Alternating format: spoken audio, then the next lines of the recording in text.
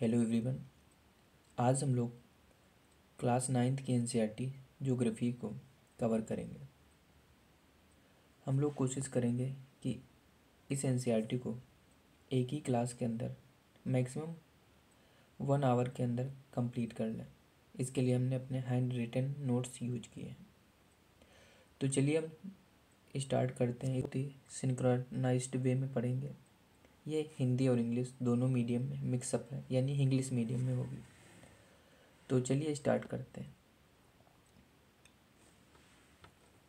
तो यहाँ पे देखिए, ये पहले तो हमने इसका शेड्यूल सेट कर लिया है।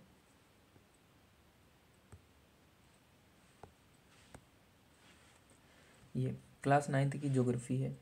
इसके अंदर कौन कौन सी यूनिट्स हैं वो पहले हम लोग यहाँ देखेंगे। इसमें केवल टोटल 6 यूनिट हैं। पहली है इंडिया, साइज एंड लोकेशन। दूसरी है physical feature of India, drainage system. चौथी है क्लाइमेट, नेचुरल वेजिटेशन और पॉपुलेशन। इसके साथ साथ में कुछ ग्लोसरी दी है। और ये एनसीईआरटी अभी मॉडिफाइड हो चुकी है 2023 टू 24। ये वाला हमारा इसका पैटर्न है। तो चलिए हम लोग पहला चैप्टर स्टार्ट करते हैं। चैप्टर 1 है साइज एंड लोकेशन। इसमें हम लोग इंडिया के साइज और उसके लोकेशन के बारे में स्टडी करेंगे।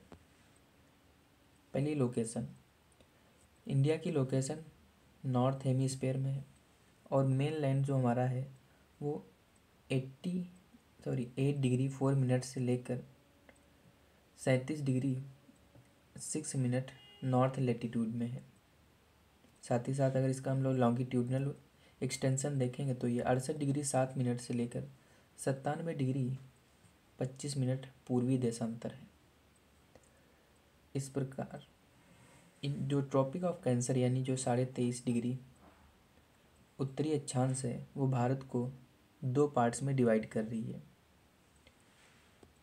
दूसरा हम लोग इसका साइज़ देखते हैं। इंडिया का टोटल एरिया जो है वो 3.828 मिलियन स्क्वायर किलोमीटर है, जो टोटल जोग्राफिकल एरिया जो वर्ल्ड है उसका 2.4% है। अगर हम लोग बात करेंगे कि हम कौन से नंबर पे आ रहे हैं तो इंडिया जो है वो वर्ल्ड में 7th लार्जेस्ट कंट्री है। इससे पहले कौन है तो रसिया है, चाइना, यूएसए, उसके बाद फिर से कनाडा, ब्राज़ील,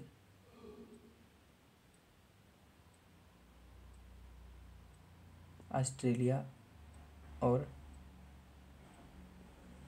इंडिया है। एक मिनट, सॉरी, यहाँ पे हम लोग इसको करेक्ट करेंगे। रसिया, उसके बाद कनाडा, फिर यूएसए, फिर है चाइना, ब्राज़ील, फिर है ऑस्ट्रेलिया और इंडिया। इंडिया अपना 7th नंबर पे, इसको ध्यान रखेंगे। इसके साथ साथ में हमारी बाउंड्रीज देखें तो हमारी जो लैंड बाउंड्री है टोटल वो 15,200 किलोमीटर की है। साथ ही साथ जो हमारी कोस्ट लाइन है वो 7,516.6 किलोमीटर की है। इस प्रकार हमारा जो लॉन्गिट्यूडनल एंड लैटिट्यूडनल जो दोनों अक्षांशीय और देशांतरीय विस्तार है वो लगभग 30 डिग्री में फैला हुआ है। इंडिया की जो बाउंड्रीज़ की बात करें तो आपको पता है नॉर्थ में जो हमारा यंग फोल्ड माउंटेन है और इसके साउथ में इधर अरेबियन सी और इधर बे ऑफ बंगाल, और यहाँ पे नीचे दक्षिण में जो है वो इंडियन ओशन यानी हिंद महासागर है।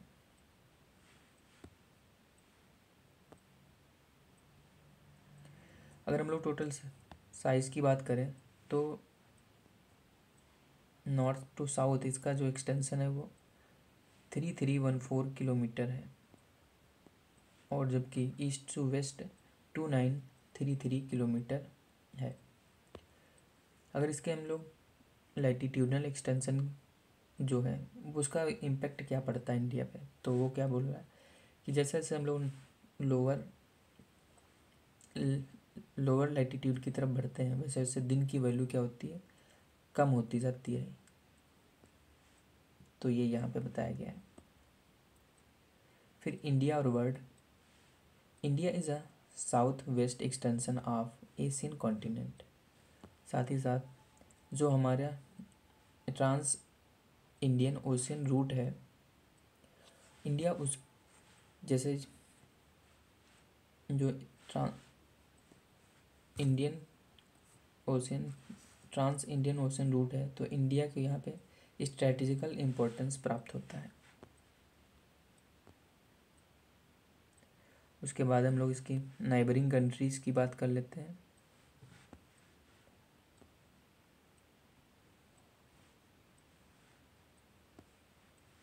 तो आपको पता है कि इंडिया के जो नेबरिंग कंट्रीज़ हैं, इधर पाकिस्तान, अफ़गानिस्तान, चाइना, म्यांमार, यहाँ बांग्लादेश है, ये हमारी यहाँ पे नेपाल और भूटान। इसके साथ साथ में हम जो साउथ में है, यहाँ पे श्रीलंका है और इधर मालदीव है। तो चलिए हम लोग, ये हमारा पहला चैप्टर था, इसमें इतना ही आपको पढ़ना है, इंडिया के साइज़ के बारे में और उसकी जो नाइबरिंग कंट्रीज़ उनके बारे में बताया गया। साथ साथ में यहाँ पे 2 टर्म और दिए गए हैं, उनको भी देख लेते हैं। एक टर्म है हमारा प्रोविंसेस और दूसरा है प्रिंसली स्टेट। प्रोविंस क्या होते थे? जिन्हें ब्रिटिश गवर्नर रूल करते थे, जबकि प्रिंसली स्टेट पे लोकल जो रूलर्स होते थे वो शासन करते थे। ये हमारा चैप्टर 1 ख़त्म होता है। हम लोग चैप्टर 2 पे चल रहे हैं। ये हमारा फिजिकल फीचर ऑफ इंडिया। इसमें हम लोग क्या क्या देखेंगे, पहले तो देख लीजिए। India has practically all major type physical जो फीचर्स हैं वो सभी इंडिया के अंदर पाए जाते हैं। तो इम्पोर्टेंट कौन कौन से फिजिकल फीचर्स हैं, तो उसमें हमारा माउंटेन है, प्लेन्स है, डेजर्ट है, प्लेट्यूज है, आइलैंड है। तो जो माउंटेन है वो हमारा सबसे नवीनतम बना हुआ है, जबकि जो प्लेट्यूज है वो सबसे प्राचीनतम है। जो हमारा माउंटेन है वो क्या है, वो वेरी यूथफुल टोपोग्राफी को शो करता है, जहाँ पे हमको high peaks, deep valleys, fast flowing rivers देखने को मिलती हैं। अगर हम इसके फिजियोग्राफिकल डिवीज़न की बात करें, तो जो हमने ये 6 देखे हैं यही फिजियोग्राफिकल डिवीज़न है। जैसे नॉर्थ में हिमालय, फिर plains, peninsular plateau, coastal plain, islands.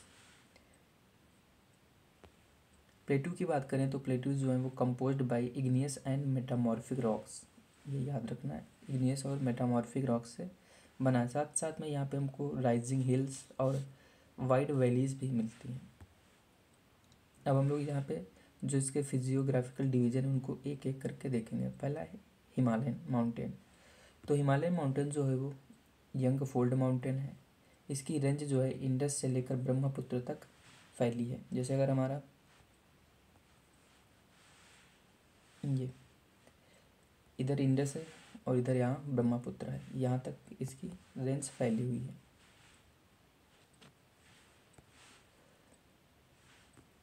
अगर इसकी हम लंबाई की बात करें तो ये 2400 किलोमीटर लंबा और पश्चिम में 400 किलोमीटर, जबकि पूरब में 150 किलोमीटर चौड़ा है।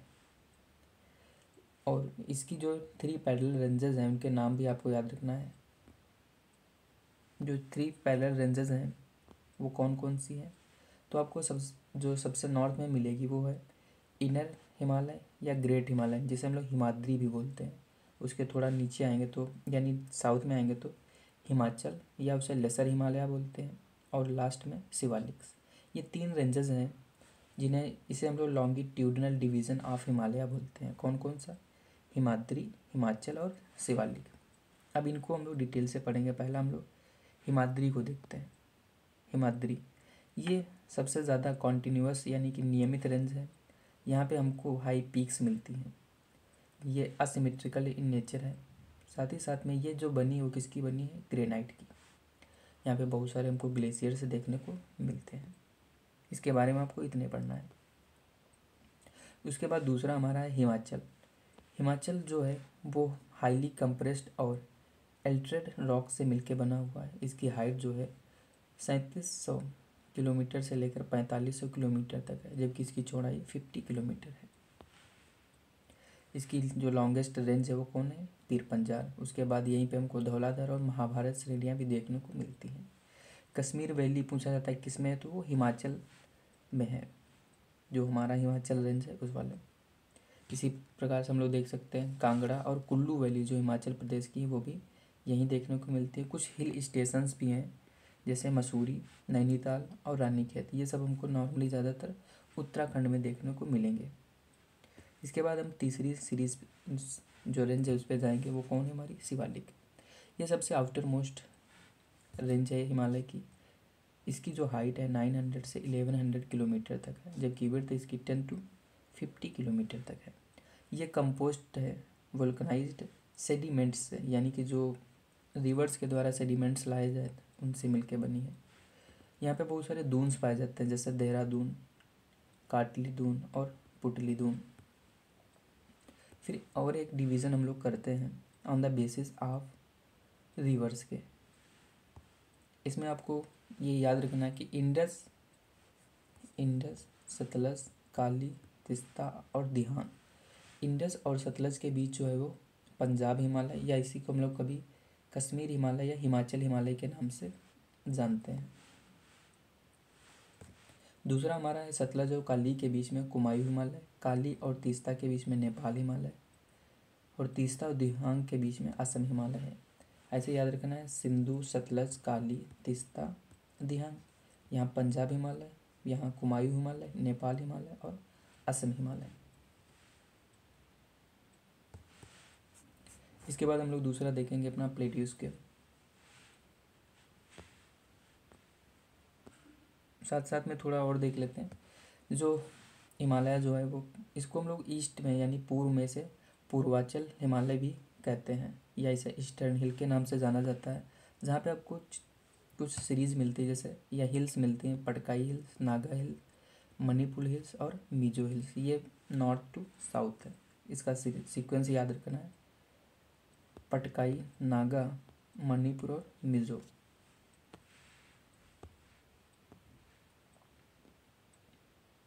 दूसरा हमारा इसके नीचे जाएंगे तो नदर्न प्लेन मिलेंगे।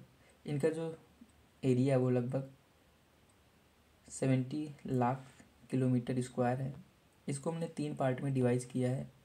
वेस्टर्न में यानी पश्चिम में पंजाब हिमालय जो सिंधु और उसकी सहायक नदियों के द्वारा बना है। दूसरा जो मिडिल में है गंगा हिमालय गंगा प्लेन जो घग्गर और तीस्ता से मिलके बना है। इसके बाद ब्रह्मपुत्रा प्लेन जो वेस्ट नॉर्मली हमको असम में मिलता है और ब्रह्मपुत्रा नदी और उसकी सहायक नदियों के द्वारा बना है। गंगेटिक प्लेन जो है वो हरियाणा, दिल्ली, उत्तर प्रदेश, बिहार, झारखंड और वेस्ट बंगाल में फैला हुआ है। इसके साथ साथ में इसके 4 रीजनल जो रिलीफ्स मिलते हैं उनके बारे में देख लेते हैं। जैसे आपको पता है जब रिवर्स ऊपर से नीचे आ रही हैं तो पहले यहाँ पे आपको भाबर मिलेगा, जहाँ पर ये रिवर्स पत्थरों के बीच में छुप जाएगी। उसके बाद ये फिर से वापस आ जाएगी। यहाँ पे आपको जंगल्स यानी तराई वाला रीजन मिलेगा। उसके बाद में हम लोग यहाँ पे खादर और बांगर की बात करेंगे।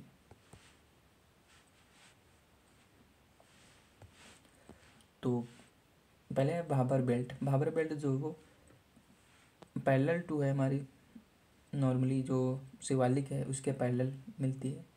यहाँ पे आपको पत्थरों के बहुत सारे डिपॉजिट मिलते हैं और नदियाँ यहाँ पे विलुप्त हो जाती हैं। फिर तराई रीजन उसके बाद आएगा जहाँ पे नदियाँ पुनः आपको दिखती हैं। ये नम और दलदली क्षेत्र है। यहाँ पे जो वाइल्ड लाइफ है और जो जंगल है बहुत ज़्यादा डेंस है। उसके बाद हमको बांगर जो मिलेगा। बांगर में क्या है, यहाँ पे आपको ये इसे पुराना जलोढ़ भी बोलते हैं और यहाँ पे हमको चूने के नीचे मिलते हैं जिन्हें हम लोग कंकड़ बोलते हैं। इसके बाद आपको खादर मिलेगा जो यंगेस्ट डिपॉजिट है, ये ज़्यादा फर्टाइल होता है। उसके बाद पेनिसुलर प्लेटू जो है वो old crystalline, igneous and metamorphic rock से मिलके बना है। इसको याद रखना। ये फॉर्म जो है breaking and drifting of Gondwana land. आपको पता है कि ये जो हमारा नॉर्दर्न जो प्लेटू वाला एरिया है ये पहले गोंडवाना लैंड का पार्ट था और उसके बाद ये नॉर्मली उत्तर की तरफ शिफ्ट हुआ है। तो बोल रहे हैं किससे मिलके बना है? ब्रेकिंग यानी टूटना, एंड ड्रिफ्टिंग यानी फ्लो होके आया है गोंडवाना लैंड से। ये ओल्डेस्ट लैंड मास है। इसके हमने 2 डिवीज़न किए हैं, पहला एक सेंट्रल आइलैंड और दूसरा डेक्कन प्लेटू। ये 2 हमने इसके डिवीज़न किए हुए हैं। जो सेंट्रल आइलैंड है, इसको जो ये नर्मदा जो रिवर है उसके नॉर्थ वाला जो रीजन है उसे हम लोग बोलते हैं सेंट्रल आइलैंड, और उसके जो साउथ में उसे हम लोग नॉर्मली डेक्कन प्लेटू बोलते हैं। और ये जो मालवा वाला रीजन है उसको नॉर्मली कवर करता है। यहाँ पे जो नदियाँ हैं वो कौन सी हैं, चंबल, सिंध, बेतवा और केन। इसकी ढाल जो है वो नॉर्मली उत्तर पूर्व की ओर है। ये पश्चिम में चौड़ा और पूर्व में पतला है। इसका विस्तार जो है नॉर्मली जो पूर्वी विस्तार उसे हम लोग बुंदेलखंड और बघेलखंड 2 भागों में डिवाइड करते हैं। और पूर्व में ये इसका जो एक्सटेंशन है वो छोटा नागपुर का पठार है, जहाँ पे दामोदर नदी आपको मिलती है। ये केवल रिवीजन पर्पज से, यहाँ पे हम लोग बहुत डिटेल में समझने वाले नहीं हैं। उसके बाद हम लोग बात करेंगे डेक्कन प्लेटू। डेक्कन प्लेटू जो है वो हमारा ये ट्रायंगुलर लैंड मास है जो नर्मदा के दक्षिण में मिलता है। यहाँ पे बहुत सारी सीरीज मिलती हैं आपको, यहाँ श्रेणियाँ जैसे सतपुड़ा हो गई, महादेव, कैमूर, मैकाल। तो ये पश्चिम में ऊंचा है, यानी कि इधर ऊंचा इस टाइप से, और इसकी पूर्व की ओर ढाल है।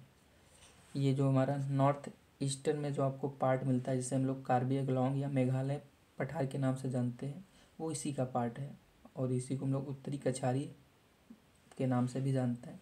ये एक भ्रंश यानी कि फॉल्ट के द्वारा अलग होता है, जिसे हम लोग मालदा गैप बोलते हैं। और इसके पश्चिम में जो है पश्चिमी घाट और पूरब में है पूर्वी घाट। यानी कि अगर ये हमारा डेक्कन प्लेटू है तो इसके इधर मिलेगा आपका पश्चिमी घाट और इधर मिलेगा पूर्वी घाट। उनके बारे में अब हमको देखना है। पहले हम लोग पश्चिमी घाट की बात करते हैं। ये नॉर्मली जो है वो कॉन्टिन्यूअस है। इसको केवल आप जो पासेस हैं उन्हीं के द्वारा इसे क्रॉस किया जा सकता है, जिसमें थाल घाट, भोर घाट और पाल घाट ये फेमस हैं। यह पूरब में ऊंचा है, सॉरी पूर्व से ऊंचे हैं, यानी कि इसकी जो ढाल है वो पूर्व की तरफ है। पर्वतीय वर्षा होती है यहाँ पे, इसे हम लोग ओरोग्राफिक रेन बोलते हैं। इसका स्थानीय नाम भी कई सारे हैं जिन्हें आप आगे पढ़ेंगे। इसकी ऊंचाई दक्षिण की ओर, जैसे जैसे हम लोग दक्षिण की ओर जाते हैं वैसे वैसे इसकी हाइट बढ़ती जाती है। और सबसे ऊंची चोटी जो है उसे अनाईमुडी और उसके बाद दोदा बेटा। दोदा बेटा यानी 2 लगा है तो ये सेकंड पे।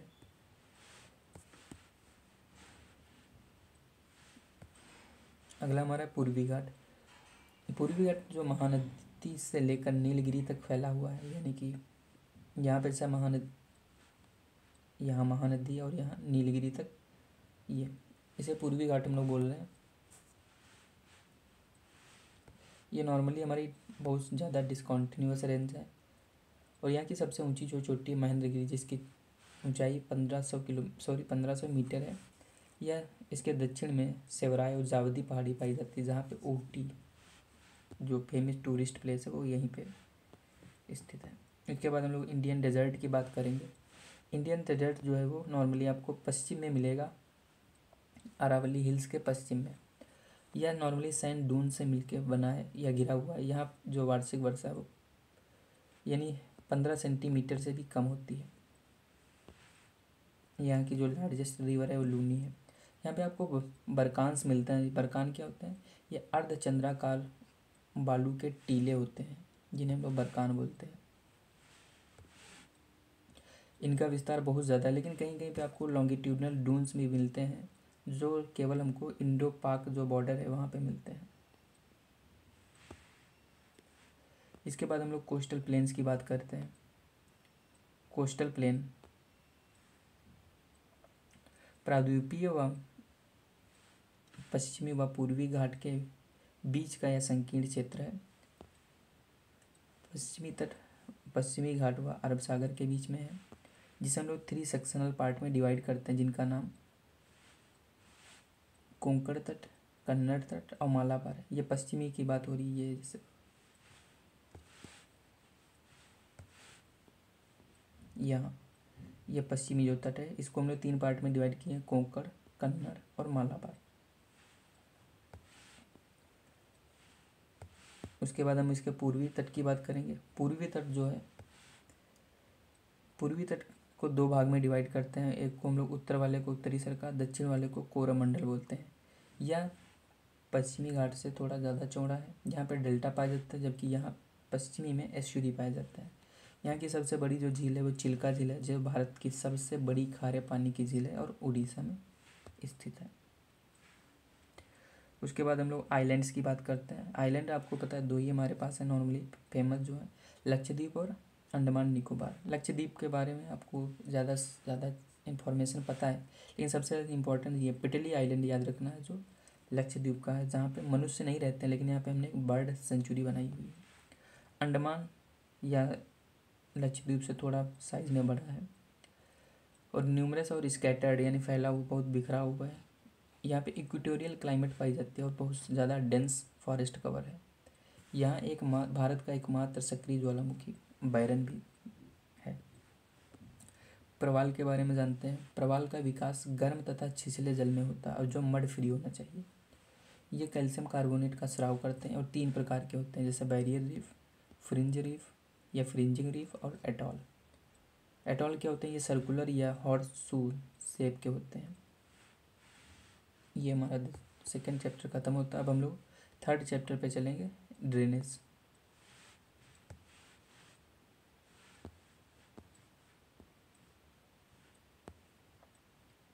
ये हमारा तीसरा चैप्टर है, ड्रेनेज। ड्रेनेज होता क्या है? तो river system of an area, यानी किसी एक एरिया में जो रिवर सिस्टम, उसे हम लोग ड्रेनेज बोलते हैं। The area drained by a single river system, उसे हम लोग उसका ड्रेनेज बेसिन बोलते हैं। जैसे गंगा है, उसके द्वारा उसके पूरे एरिया में जहाँ जहाँ से गंगा का वाटर फ्लो होके आता है, उसे हम लोग बोलते हैं उसका ड्रेनेज बेसिन। और कोई एक माउंटेन या अपलैंड जो होती है, जो क्या करती है, एक ड्रेनेज बेसिन को दूसरे ड्रेनेज बेसिन से अलग करती है, उसे हम लोग वाटर डिवाइड बोलते हैं।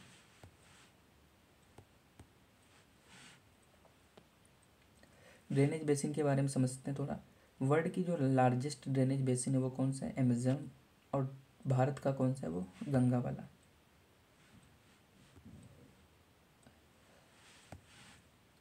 अब हम लोग देखते हैं इसको, जो ड्रेनेज सिस्टम, इसे हम लोग थोड़ा डिवाइड करते हैं, या जो अपवाह तंत्र के आधार पर जो रिवर्स हैं वो 2 प्रकार की होती हैं।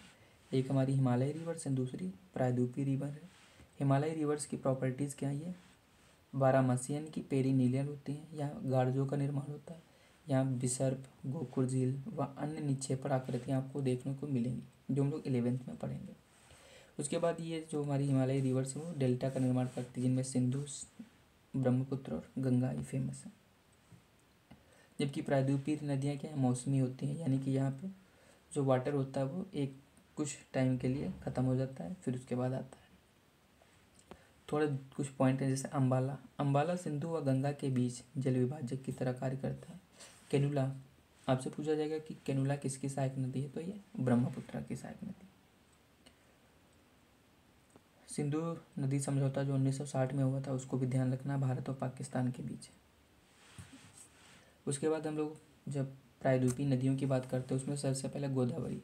गोदावरी जो प्रायद्वीप सबसे लंबी प्रायद्वीपीय नदी है, जो 1500 किलोमीटर में फैली है, जिसका मैक्सिमम पार्ट महाराष्ट्र, मध्य प्रदेश, उड़ीसा और आंध्र प्रदेश में है।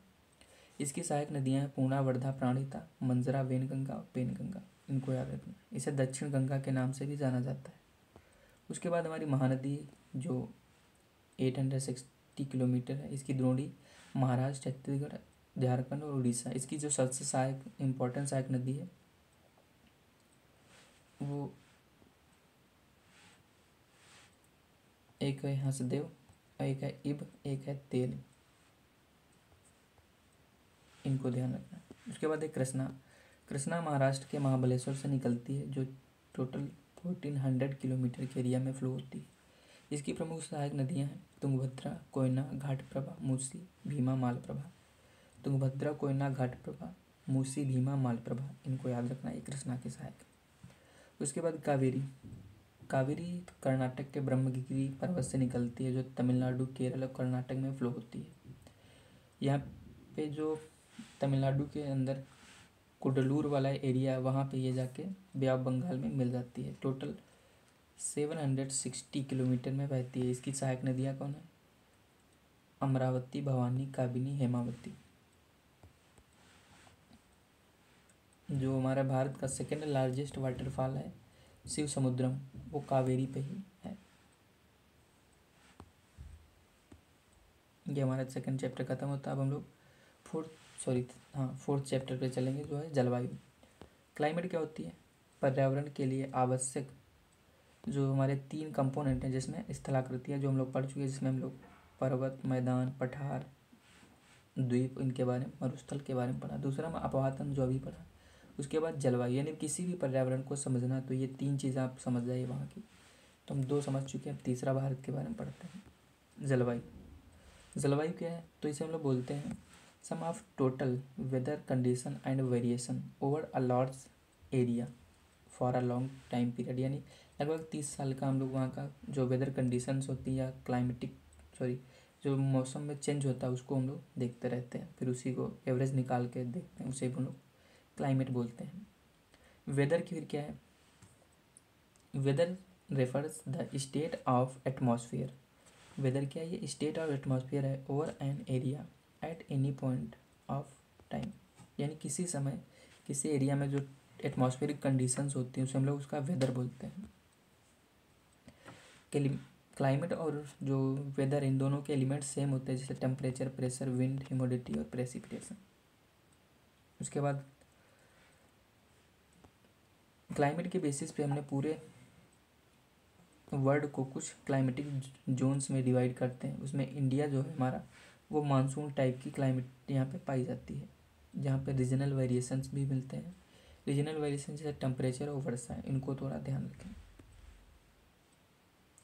मानसून वर्ड जो है वो एक अरेबियन वर्ड है, मौसम से मिलके बना है, जिसका मतलब होता है seasonal reversal in the wind direction during a year. उसके बाद हम लोग क्लाइमेटिक कंट्रोल की बात करते हैं। क्लाइमेट को कौन कौन से फैक्टर कंट्रोल करते हैं, उसमें कौन है? लैटिट्यूड होता है, एल्टीट्यूड, लैटिट्यूड का मतलब अक्षांश, उसके बाद एल्टीट्यूड मतलब हाइट, फिर pressure and wind system, distance from sea, ocean current और रिलीफ फीचर। आपको पता है कि जैसे जैसे लैटिट्यूड हम लोअर लैटिट्यूड से हायर लैटिट्यूड की तरफ जाते हैं, वैसे वैसे सोलर जो एनर्जी मिल रही है, यानी कि जिसे हम लोग इंसोलेशन बोलते हैं, वो कम मिलेगा। अगर वो कम मिलेगा तो टेम्परेचर कम होगा, टेम्परेचर कम होगा तो प्रेशर भी हमारा कम हो जाएगा, प्रेशर कम होगा तो विंड का पैटर्न बदल जाएगा। इसी टाइप से एल्टीट्यूड, जैसे जैसे हम लोग हाइट पे जाते हैं, वैसे वैसे एटमॉस्फेरिक डेंसिटी कम होती है और टेम्परेचर घटता जाता है।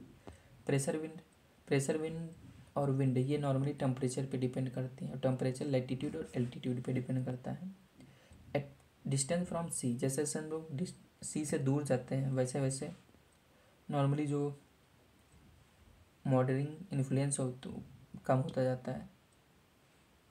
ओशियन करंट, समुद्र तट की ओर ये चलती है नॉर्मली और जलवायु को प्रभावित करती है। एक क्वेश्चन है, जैसे पूछ रहे हैं कि सबसे ज़्यादा जो हमारे वर्ल्ड के डेजर्ट हैं वो नॉर्मली महाद्वीपों के पश्चिमी घाट पे ही क्यों मिलते हैं, सब ट्रॉपिकल रीजन में? तो इसका रीज़न यही है, जो हमारी ओशियन करेंट्स हैं, जहाँ पे ठंडी ओशियन करेंट्स मिलेंगी, यानी कोल्ड ओशियन करेंट्स मिलेंगी, वहाँ पे नॉर्मली डेजर्ट बनते हैं। फिर है रिलीफ का मतलब वही, कहाँ पे माउंटेन, डेजर्ट, प्लेटू, ये सब है।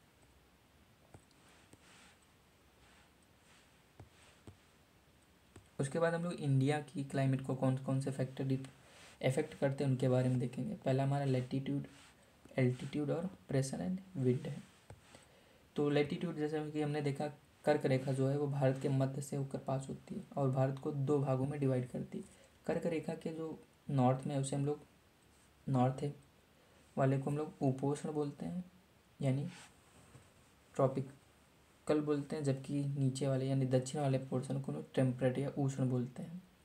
भारत की जलवायु इस प्रकार हम लोग देख रहे हैं, तो उष्ण और उपोष्ण दोनों प्रकार की है। एल्टीट्यूड, हिमालय जो है हमारा वो क्या करता है, मध्य एशिया से जो ठंडी हवाएं आती हैं उनको रोक के भारत को कोल्ड डेजर्ट होने से बचाता है। प्रेशर विंड, जो प्रेशर और विंड हैं वो नॉर्मली कई फैक्टर पे डिपेंड करती हैं, जैसे वायुमंडलीय या धरातलीय पवनें, वायु का परिसंचरण और जो पश्चिमी विक्षोभ है, साथ साथ में उष्णकटिबंधीय चक्रवात इन सब से निर्धारित भी होती है, उनको इफेक्ट भी करते हैं।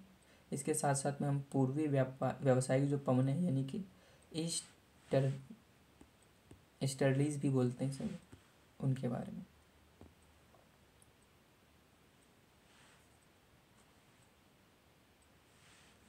यहाँ पे ये कह रहा है कि भारत जो है उत्तर पूर्वी जो पवनें हैं यानी कि जो उत्तर से इस टाइप से जो चल रही पवनें,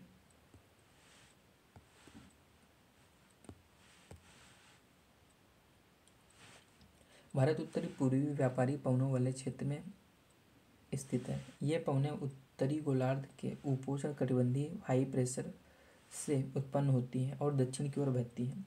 कोरियोलिस बल के कारण ये दाईं ओर विक्षेपित होकर विषुवतीय निम्न दाब वाले क्षेत्र की ओर बढ़ती हैं। सामान्यतः इन पवनों में नमी बहुत कम होती है क्योंकि ये स्थलीय भागों से जाती हैं, इसलिए इन पवनों द्वारा वर्षा या तो होती नहीं या बहुत कम होती है। इस प्रकार भारत को तो एक शुष्क क्षेत्र होना चाहिए, लेकिन ऐसा है नहीं।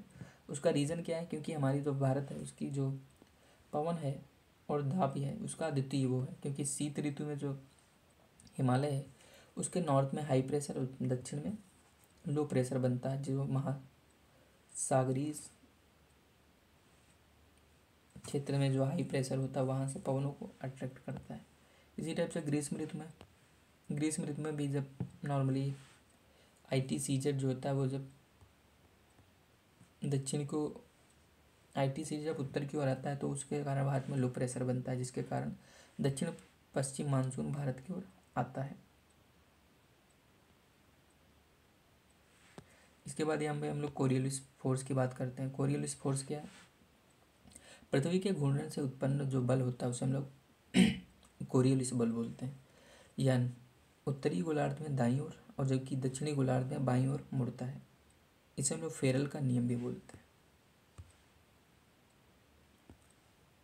सीजन जो मानसूनी जलवायु की एक विशेषता यह होती है कि वो ऋतु परिवर्तन करती है, और हमने ऋतु को 4 भाग में डिवाइड किया: cold weather season, hot weather season, advancing monsoon और रिट्रीटिंग मानसून।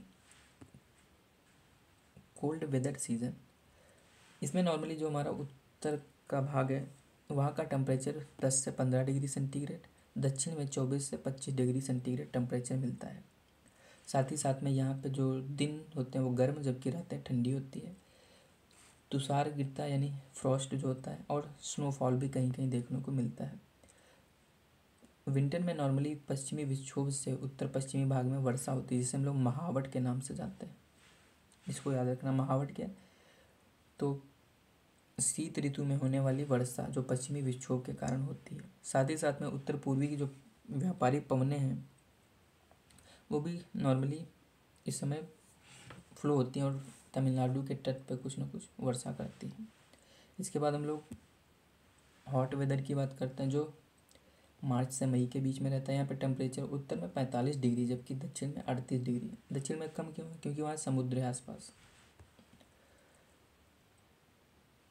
जब हॉट वेदर कंडीशन होती तो प्रेशर कम हो जाता है, इसी वजह से जो हमारी मानसून है इसके कारण आता है। यहाँ पे हॉट जो यानी कि गर्मियों में क्या होती है, लू चलती है, जो स्थानीय राहत तो देती है क्योंकि टेम्परेचर कम कर देती है, लेकिन ये घातक होती है। कभी कभी कहीं कहीं हमको वर्षा भी मिलती है, जिसे वेस्ट बंगाल में काल बैसाखी, कर्नाटक और केरल में आम्र वर्षा या मैंगो शॉवर के नाम से हम लोग जानते हैं। वर्षा ऋतु का आगमन, ये नॉर्मली जून में प्रारंभ होती है और उत्तरी मैदान में जो लो प्रेशर बनता है उसके कारण आगे बढ़ती जाती हैं। दक्षिण की व्यापारी पवनें इसी लो प्रेशर के कारण आकर्षित होती हैं। मानसून का प्रारंभ पश्चिमी घाट के पवन मुखी यानी कि जो विंड वर्ड साइड होती है वहाँ से शुरू होती है, और पश्चिमी घाट पे इसकी वर्षा लगभग 250 सेंटीमीटर से भी अधिक होती है। साथ ही साथ जो दक्कन का पठार मध्य प्रदेश में भी इससे वर्षा होती है, हालांकि वो वृष्टि क्षेत्र है फिर भी इससे वर्षा होती है। गंगा घाटी में पूर्व से पश्चिम की ओर वर्षा होती है, यानी इधर से वर्षा चलती है। ऐसे वर्षा विराम का कारण क्या होते हैं? जो मानसूनी गर्त होते हैं कुछ, उनके कारण कभी कभी वर्षा विराम भी देखने को मिलता है। तो ये हम लोग देखते हैं मानसून यहाँ 1 जून से इंटर करता है और ये केरल वाले पोर्शन और यहाँ एक ही साथ इंटर करता है। उसके बाद 5 जून को ये थोड़ा और आगे बढ़ता है, फिर 10 जून मुंबई को भी क्रॉस कर जाता है। इसके बाद 15 जून गुजरात, 9 जुलाई जो राजस्थान वाला रीजन और 12 जुलाई यहाँ से फिर वापस होना शुरू होता है। तो हम देख रहे हैं कि नॉर्मली जो हमारा 10 से 15 जून के बीच का क्षेत्र है, इसमें नॉर्मली मैक्सिमम पोर्शन में हमारे वर्षा होने लगती है। फिर वर्षा का डिस्ट्रीब्यूशन भी देख लेते हैं।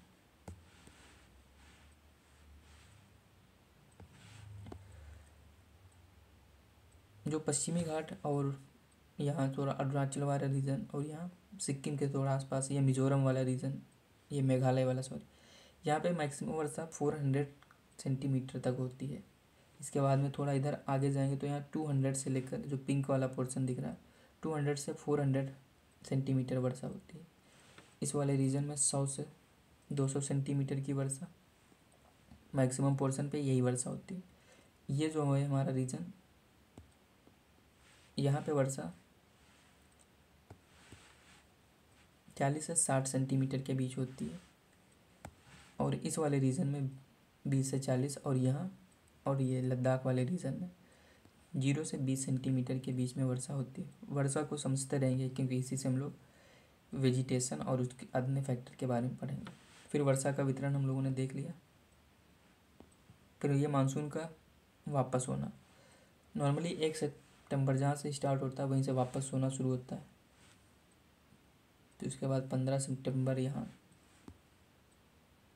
1 अक्टूबर तक नॉर्मली यहाँ से वापस, 15 अक्टूबर तक नॉर्मली उत्तर भारत से पूरी तरह मानसून वापस हो जाता है और दक्षिण में थोड़ा थोड़ा वर्षा करता रहता है और फिर चक्रवाती वर्षा होती है यहाँ पे।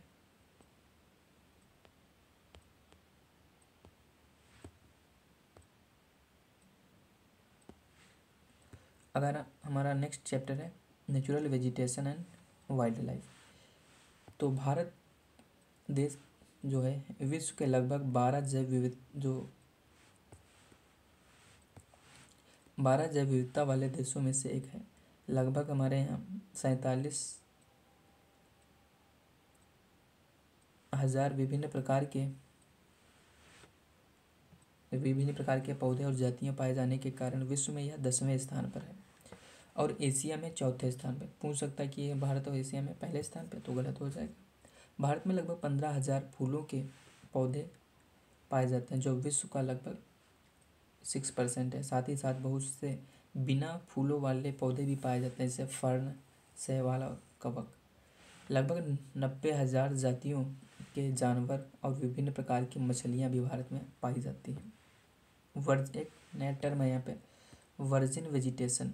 वर्जिन वेजिटेशन क्या होता है? ऐसी वेजिटेशन या ऐसी वनस्पति जो मानव हस्तक्षेप के बिना ही उत्पन्न और ग्रो करती है, उसे हम लोग क्या बोलते हैं? Virgin vegetation. इस टाइप से कृषि फसलें, फल, बागान, ये सब प्राकृतिक वनस्पतियाँ नहीं हैं। एक है indigenous and exotic species. Indigenous यानी कि स्वदेशी स्पीसीज कौन सी होती है? प्योरली जो इंडियन होगी उसे हम लोग क्या बोलेंगे? स्वदेशी। जबकि बाहर से जो आएंगे उन्हें हम लोग विदेशी जातियाँ बोलते हैं। फ्लोरा क्या होता है? Plant of a particular region and period. जबकि फौना क्या है? Species of animal. फिर हम लोग देखते हैं कि टाइप्स ऑफ वेजिटेशन इंडिया में कितने टाइप से पाए जाते हैं। तो इंडिया में जो पाए जाते हैं वो tropical evergreen, tropical deciduous, tropical thorn and scrub, mountain forest यानी पर्वतीय, और मैंग्रोव। ये 6 प्रकार के पाए जाते हैं। अब इनको हम लोग डिटेल से पढ़ेंगे। पहला हमारा ट्रॉपिकल एवरग्रीन फॉरेस्ट। अत्यधिक वर्षा वाले क्षेत्रों जैसे लक्षद्वीप, अंडमान, असम, पश्चिमी घाट, तमिलनाडु के तटवर्ती इलाकों में पाए जाते हैं। इनमें जो वृक्षों की ऊंचाई होती है वो 60 मीटर तक पहुंच जाती है। वर्ष भर गर्म व आर्द्र मौसम होने की वजह से यहाँ की वनस्पतियाँ, हर प्रकार की वनस्पतियाँ यहाँ पाई जाती हैं, जिनमें वृक्ष, झाड़ियाँ और लताएँ भी हैं। या नॉर्मली मल्टी लेयर्ड स्ट्रक्चर बनाते हैं। इम्पोर्टेंट है ये।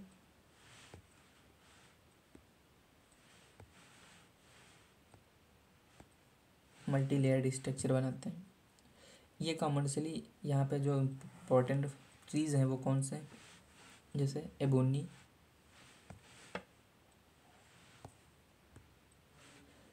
हो गया, महोगनी हो गया हमारा, रोजवुड, रबड़ और सिनकोना, ये यहाँ पे हमारे फेमस या इम्पोर्टेंट जो है ट्रीज़ हैं, इनको याद रखना है। एबोनी, महोगनी, रोजवुड, रबड़ और सिनकोना।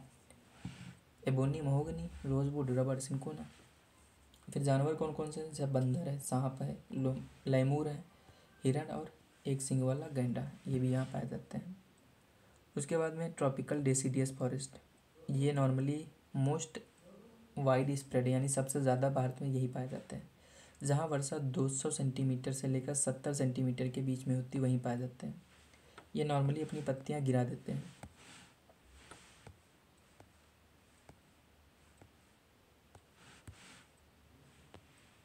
ग्रीष्म ऋतु में अपनी पत्तियाँ गिरा देते हैं। ये दो प्रकार के होते हैं, एक मॉइस्ट यानी कि आर्द्र, दूसरे शुष्क।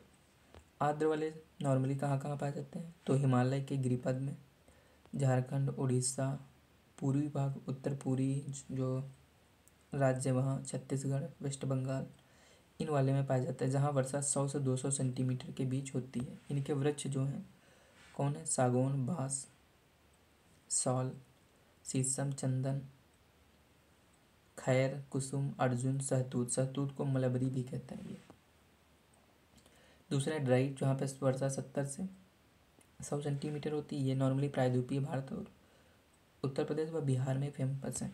इनमें वृक्ष कौन है, वही वृक्ष हैं, सागौन, साल, पीपल और नीम। साल है ये, साल।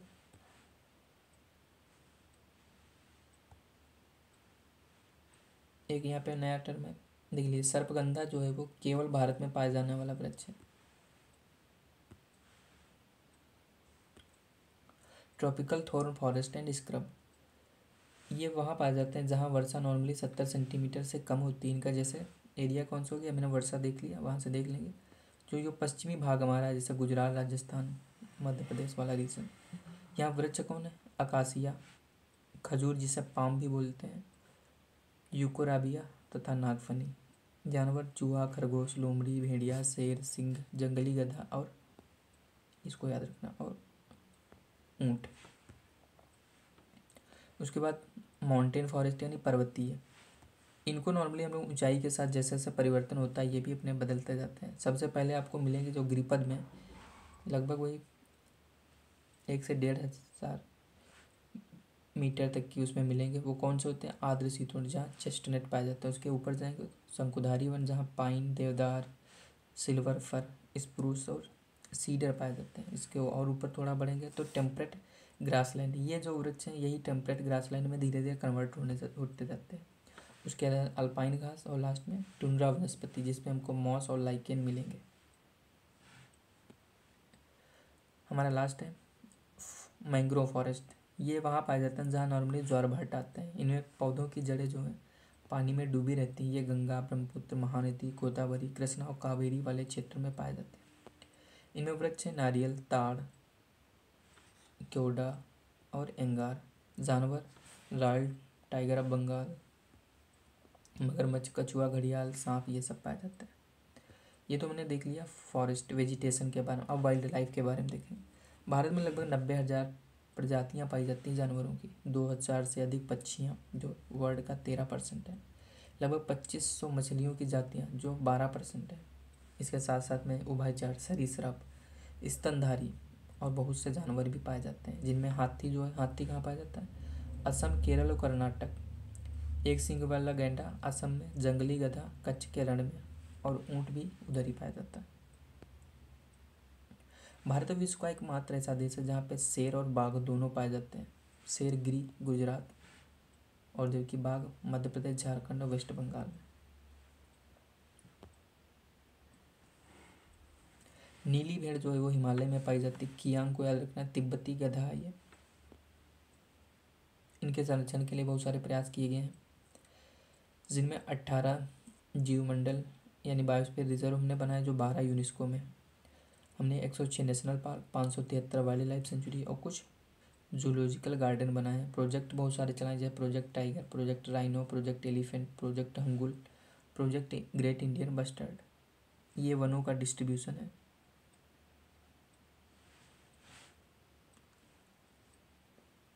इस वाले रीजन, और ये येलो वाला है हमारा उष्णकटिबंधीय सदाबहार वन, यहाँ ये सब पर्णपाती वन है, इधर शुष्क इधर आर्द्र।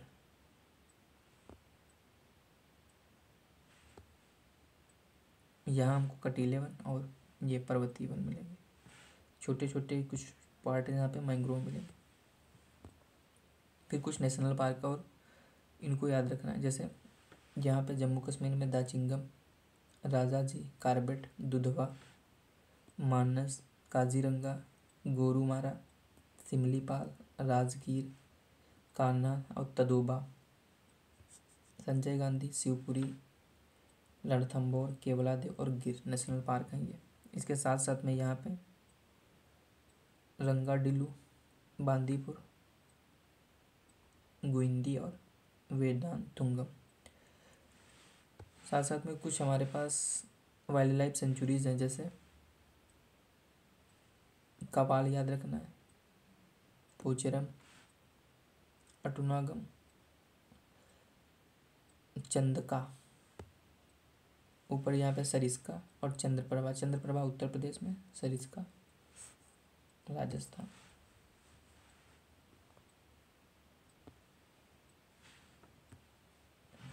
लास्ट चैप्टर हमारा है पॉपुलेशन। पॉपुलेशन क्या होता है? तो पॉपुलेशन यानी मानव। मानव जो है वह समाज व अर्थव्यवस्था के विकास में महत्वपूर्ण योगदान देता है। यह संसाधनों का निर्माण कर और उनका उपयोग करने के साथ साथ यह खुद एक संसाधन है। मानव एक संदर्भ बिंदु है जिससे हम दूसरे तत्वों का अवलोकन करते हैं और उनके अर्थ व महत्व को जानते हैं। मनुष्य अगर नहीं होगा तो हमको आपदा या संसाधन या विनाश का कोई महत्व नहीं है। यानी कि जनसंख्या के लिए ही आपदा, संसाधन और विनाश का अर्थ है। यह संसाधनों की संख्या, वितरण, वृद्धि मतलब जो ये सब है फैक्टर, वो मनुष्यों की संख्या, वितरण, वृद्धि, गुण आदि सभी फैक्टर को इफेक्ट करते हैं, इसलिए इनका अध्ययन बहुत ज़रूरी है। भारत में यह जानकारी हमें जनगणना से प्राप्त होती है कि जनसंख्या कितनी है, उनका वितरण कैसा है, उनकी वृद्धि कैसी है, उनके गुण क्या है, यानी विशेषताएं क्या है। अब हम लोग भारत की पॉपुलेशन है उसका साइज़ एंड डिस्ट्रीब्यूशन देख लेते हैं। साइज़ आपको पता है कि नॉर्मली हमारे पास जो एरिया 2.4% है, 3.28 मिलियन स्क्वायर किलोमीटर है। टोटल वर्ल्ड की पॉपुलेशन हमारे यहाँ लगभग 17.5% पॉपुलेशन है 2011 की जनगणना के हिसाब से। लगभग 121 करोड़ लोग भारत में हैं। मैक्सिमम पॉपुलेशन स्टेट है उमा बिहारी, उत्तर प्रदेश, महाराष्ट्र, फिर बिहार, उमा फिर बिहारी। उसके बाद में वेस्ट बंगाल और आंध्र प्रदेश है। मिनिमम कहाँ है? सिक्किम में और ये लक्षद्वीप में। सिक्किम में लगभग 0.6 मिलियन यानी कि लगभग 6 लाख, और जबकि लक्षद्वीप में लगभग 64,000 लोग हैं। एरिया के हिसाब से देखेंगे राजस्थान सबसे बड़ा है, जबकि इसकी पॉपुलेशन लगभग 5.5% है। सबसे ज़्यादा उत्तर प्रदेश की कितनी? लगभग 20 करोड़। फिर है डेंसिटी। हम लोग डिस्ट्रीब्यूशन देखेंगे, पहले साइज़ के हिसाब देखा, अब बाई डेंसिटी देखेंगे। जो डेंसिटी है वो प्रोवाइड करती है हमको एक बेटर पिक्चर, जिससे हम लोग उस पॉपुलेशन का अनइवन डिस्ट्रीब्यूशन समझ सकते हैं। डेंसिटी होती क्या है? तो नंबर ऑफ पर्सन पर यूनिट एरिया, उसे हम लोग पॉपुलेशन डेंसिटी बोलते हैं। India is the one of the most density या densely populated country in the world. कौन से नंबर की? 3rd। 382 हमारी पॉपुलेशन डेंसिटी है। हमसे आगे बांग्लादेश और जापान है। स्टेट वाइज की बात करें तो सबसे ज़्यादा पॉपुलेशन डेंसिटी हमको बिहार में, फिर वेस्ट बंगाल, फिर केरल, फिर उत्तर प्रदेश में। सबसे कम अरुणाचल प्रदेश 17 मिले। Population growth and process of population change. Population is a dynamic phenomena, यानी ये लगातार बदलती रहती है और इसके नंबर, डिस्ट्रीब्यूशन और कंपोजिशन जो है वो नॉन कॉन्टीन्यूसली चेंज होता है। तो ये कौन से हमारे प्रोसेस हैं? तो 3 प्रोसेस हैं। बर्थ इनके द्वारा बदलती है, डेथ और माइग्रेशन। इनको भी आगे पढ़ते हैं। पहले हम लोग पॉपुलेशन ग्रोथ की बात करते हैं। पॉपुलेशन ग्रोथ का मतलब क्या है? Change in number of inhabitant, यानी निवासियों की संख्या में जो चेंज हो रहा है उसे हम लोग पॉपुलेशन ग्रोथ या पॉपुलेशन चेंज बोलेंगे। पॉपुलेशन ग्रोथ को हम लोग दो टाइप से एक्सप्रेस कर सकते हैं, एक एब्सोल्यूट टर्म यानी उसे नंबर के टर्म में डिफाइन कर दें, या दूसरा परसेंटेज जिसे हम लोग एनुअल ग्रोथ रेट के बारे में डिफाइन करते हैं परसेंटेज के टर्म में।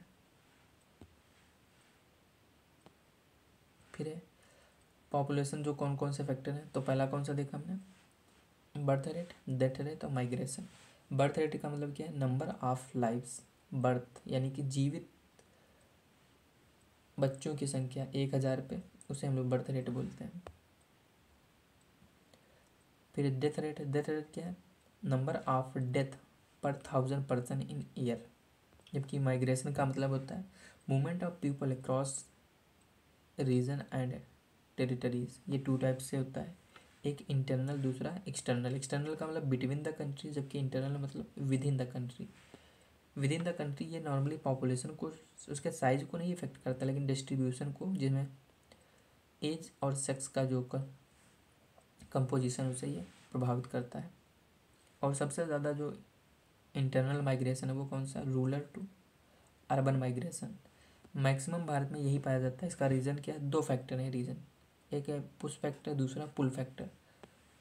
पुश फैक्टर जो है वो नॉर्मली रूरल एरिया यानी पुश करते हैं उसको, कौन सी से, पॉवर्टी, अनएम्प्लॉयमेंट। जबकि पुल फैक्टर कौन सा, जो खींचते हैं शहरों के, जैसे वहाँ पे एम्प्लॉयमेंट अपॉर्चुनिटीज़ हैं, बेटर लिविंग स्टैंडर्ड, या जैसे हेल्थ, एजुकेशन, ये सब।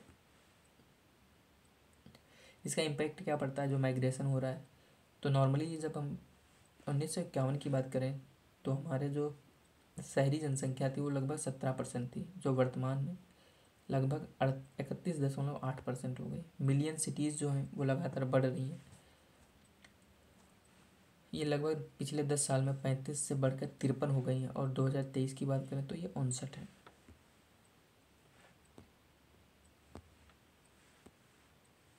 एक यहाँ पे टर्म देखेंगे हम लोग, बर्थ रेट और डेथ रेट का जो रेशियो होता है उसमें हम लोग नेचुरल इंक्रीज इन पॉपुलेशन बोलते हैं।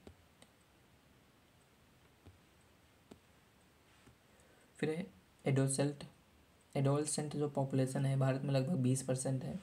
ये कौन सी होती है, जो 10 से 19 साल के बच्चे होते हैं वो इसके अंदर आते हैं। ये they are most important resource है हमारे लिए फॉर द कंट्री, इसलिए इनके फ्यूचर या इनके न्यूट्रिशन पर हमको फोकस करना चाहिए, अदरवाइज ये स्टंटिंग या एनीमिया का शिकार हो सकती है, स्पेशली गर्ल्स। फिर लास्ट टॉपिक हमारा नेशनल पॉपुलेशन पॉलिसी।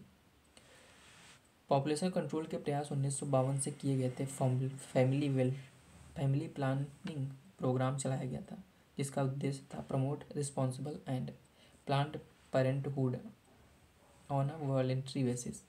जबकि 2000 में हमने नेशनल पॉपुलेशन पॉलिसी लाई है, जिसका एम क्या है, provide a framework for imparting free and compulsory education. यानी कि 14 साल के जो कम बच्चे हैं उनको हम फ्री और कंपलसरी एजुकेशन देंगे। साथ ही साथ में रिड्यूस करें इन्फेंट मॉर्टेलिटी रेट, और कितना करें, 30 से भी कम करें। अचीविंग द यूनिवर्सल इम्यूनाइजेशन, जो बच्चे होते हैं उनको हम वैक्सीनाइज्ड करें। Promoting delayed marriage of girls, साथ ही साथ में मेकिंग फैमिली वेलफेयर, इसके लिए हम लोग पीपल सेंट्रिक प्रोग्राम चला रहे हैं। तो ये हमारी 9th की एनसीईआरटी थी जो पूरी तरह से हो चुकी है। Thank you.